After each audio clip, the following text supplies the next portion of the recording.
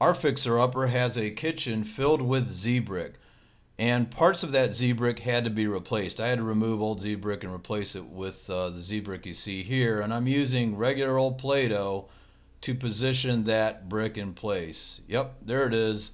Good old-fashioned play-doh that I stole from my kids, and I'm using it to mount the Z-brick in place. I'm using it as a spacer because tile spacers aren't going to work in this situation. So I grabbed up some old Play-Doh, and I'm also using this tile mortar to place the Z-brick in place. That's just regular old tile mortar, and I'm using it behind the Z-brick, of course, and then I'm placing the Z-brick one at a time.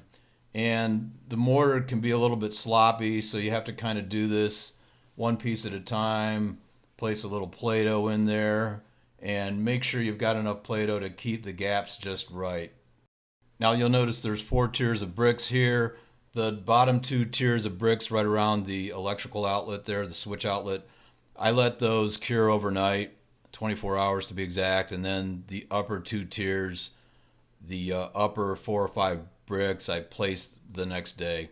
And I reused some of that Play-Doh, and I grabbed a little bit more Play-Doh, and anyway, this was a 2-day process, but it actually took maybe, I don't know, half hour to 45 minutes of mixing up the mortar and placing the bricks in place. And then once it was all done, I painted the brick to match the rest of the Z brick.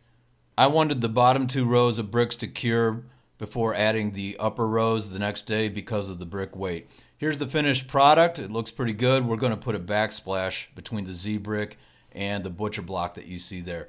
But anyway, I hope this helped you. If you have any questions at all about Z brick, please leave a comment below. If you like this video, please subscribe. Thanks for watching.